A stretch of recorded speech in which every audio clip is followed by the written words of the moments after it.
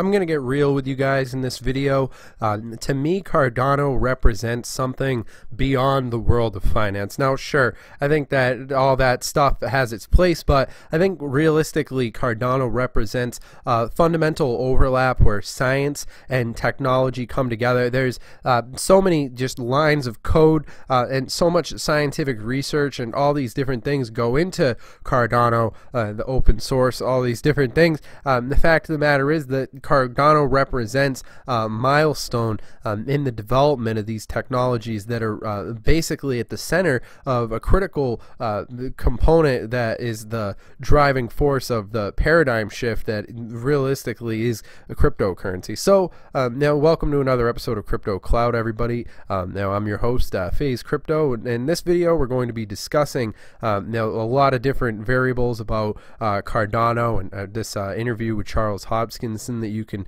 find down in the description, because I think that this video really does go into detail exploring a lot of critical variables about Cardano that need addressing in particular in this current market. So I think this is going to be a very good video.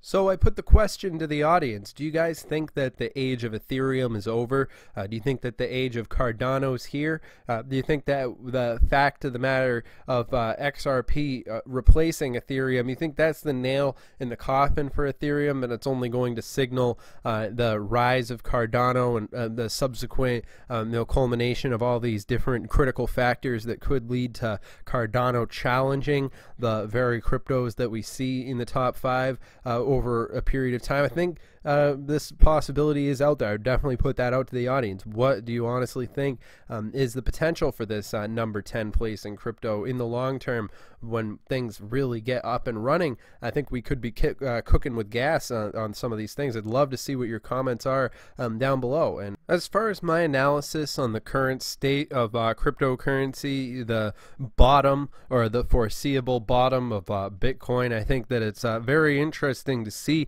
all the various different speculations, and I would consider myself in the school of thought of thinking that the worst is yet to come. I would say you shouldn't lull yourself into a sense of false security just because of all these different the fact of the matter is that the movement of the planets in the orbit are always shifting, and the you never know if a cataclysmic event in the universe could send all of our favorite cryptocurrencies crashing down. But I think that that's a little bit science fiction. So we were seeing some recent things happen.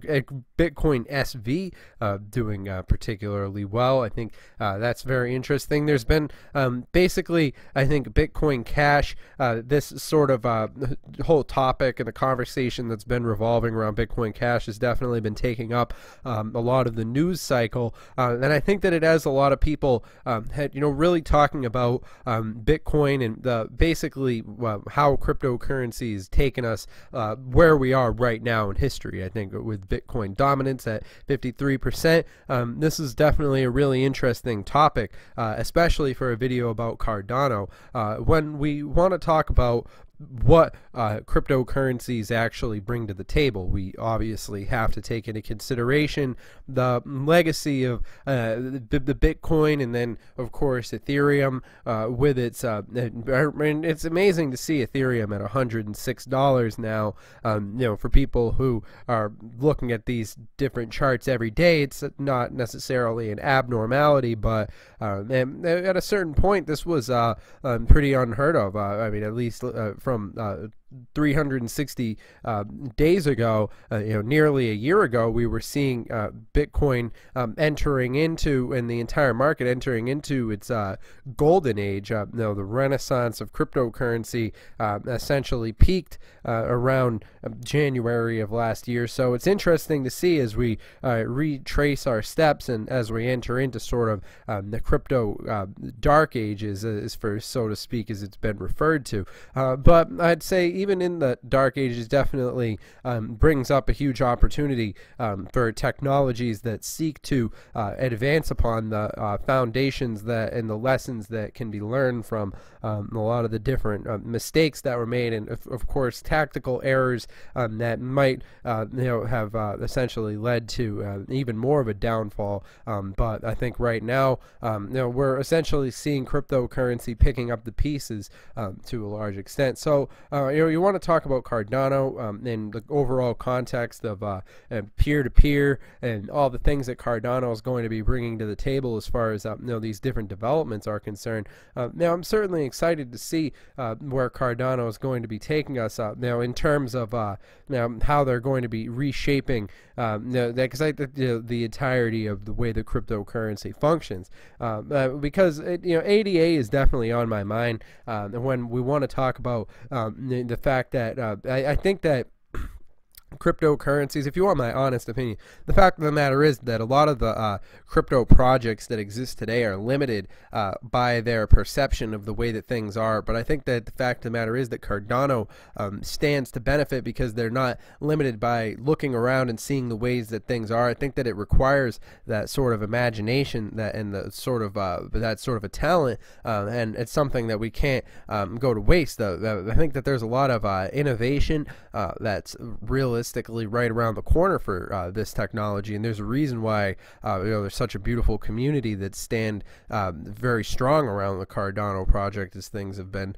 even in these rough times. But yeah, as far as I would say, I mean the bottom, I wouldn't say we're anywhere near the bottom. I mean there's people who go as far as to say that we could reach 3,000, some people even saying that we could reach 1,000, but of course I would also put myself in that school of thinkers as far as I mean I would say if Bitcoin reaches something that low, I'm not going to be able to resist anymore, and because the fact of the matter is that I think that it's no question around the community that the possibilities for Bitcoin are still endless. Even if we do see the $2,000 Bitcoin, that doesn't mean the end for cryptocurrency by a long shot. The John McCafe predictions and all these different things, they do have some validity behind them. You look into the fact of the matter that these different technologies are still in their early stage. One day we will see a $1 trillion market cap. Mark my words, I would definitely stand by that prediction. Of if you look at cryptocurrency over time, it's a simple calculation. It's the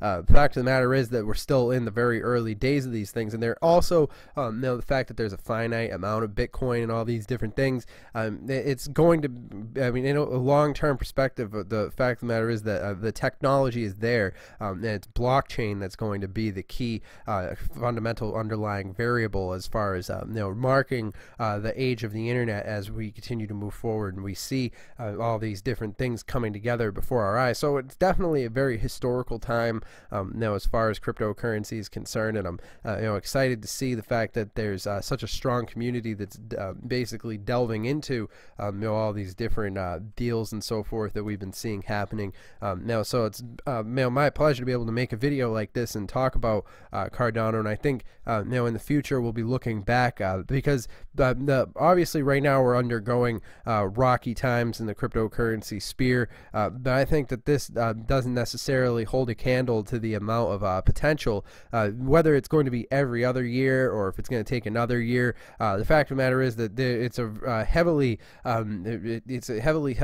critical time that we're going through right now in terms of regulations and all these different things. So we want to talk about the fact that Genesis Trading CEO says Bitcoin could fall 30%, plus Ripple, XRP, EOS, Cardano, NEO, Monero. I mean, the list, then the prediction is all these different speculations that it goes on and on and on.